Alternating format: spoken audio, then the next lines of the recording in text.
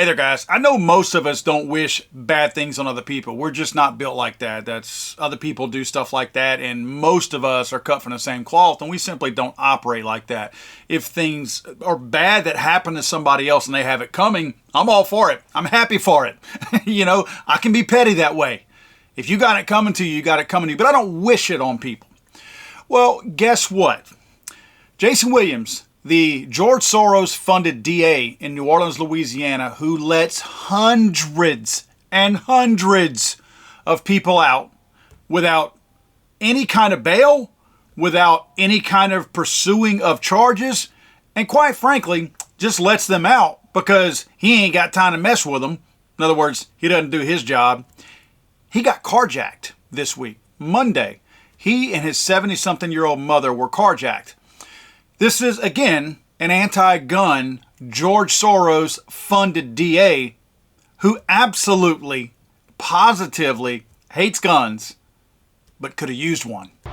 Get out the car, Mama. Let me get my mom out the car. That's the voice of New Orleans District Attorney Jason Williams, wearing the orange shirt in this video at the very moment a pair of carjackers point guns at him and his 78-year-old mom. In an interview just 12 hours after Williams was carjacked Tuesday night in the Lower Garden District, he said the masked gunmen were just a couple of feet away. That hole seems a whole lot bigger when it's pointing directly at you.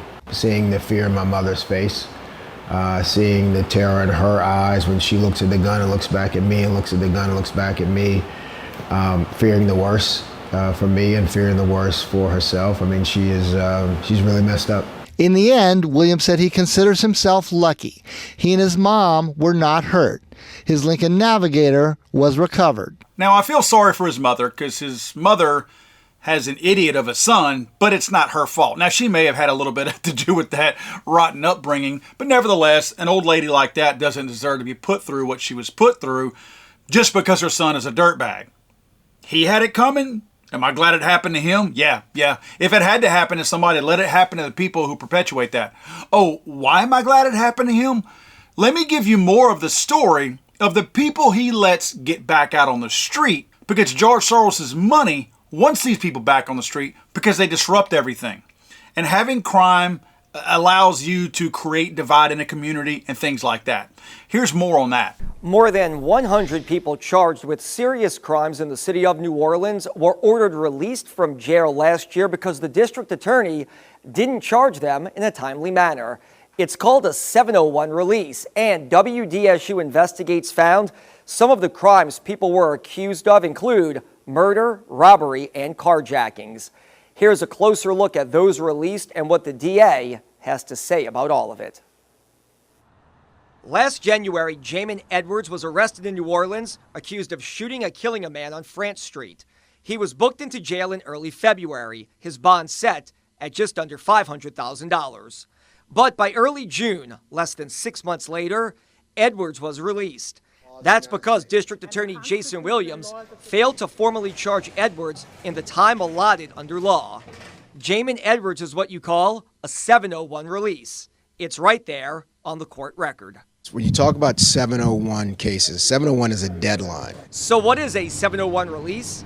Under Louisiana law, any DA in this state, like Williams, has 30 days to formally charge someone arrested for a misdemeanor and 60 days for a felony. For murder, it's 120 days or 4 months. One man, Trey Clements, was facing 8 felony charges, including possession with intent to distribute marijuana, cocaine, and fentanyl, and the illegal possession of a machine gun. Arrested on August 16th, he was released 3 months later and walked out because he wasn't formally charged on time. If you're familiar with him, Trey Clements. I can't speak to an open case specifically. However, Williams tells us that under state law, none of the crimes Clements was facing are considered violent. Now, the bragging about not many people with violent crimes are let back out on the street. A lot of these people he did let back out on the street were carjackers. That's just an absolute fact. It's a known fact that a bunch of these people, he felt like that was a non-violent crime. I wonder now that he's had 2 masked men put a gun to his head, if he feels like these are violent crimes now. Now that he has seen the other side of it, I wonder if now he's quite as sympathetic as he was before about people putting guns to other people's heads. Because I can promise you this much, it's way different when you're staring down that barrel than when you just read about it in the news. Now, I will say this. Since this story broke, get this. You'll really appreciate this. 2 people have been arrested in connection with this carjacking. As I'm filming this, it's Wednesday. This carjacking happened 2 days ago. There are hundreds and hundreds of carjackings in New Orleans. And hundreds of them never get solved. The paperwork doesn't even really get filled out. They ignore these. They're not even pursuing them. They're not trying to. But the DA, the George Soros funded DA, gets carjacked 2 days later. They know who it is. And I would be willing to bet this. 2 things. 1, it's very possible this 18-year-old that they picked up was picked up before and likely let out whenever Williams let all these people out before because he didn't feel like doing his job. Didn't have time to do his job. But I'll bet another thing. I bet you this one don't get let out. I bet you this one sees his way to trial. I'll bet you he don't let 30 days or 60 days expire now.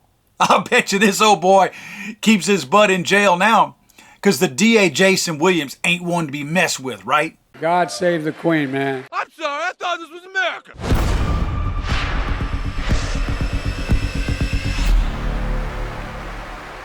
He's over.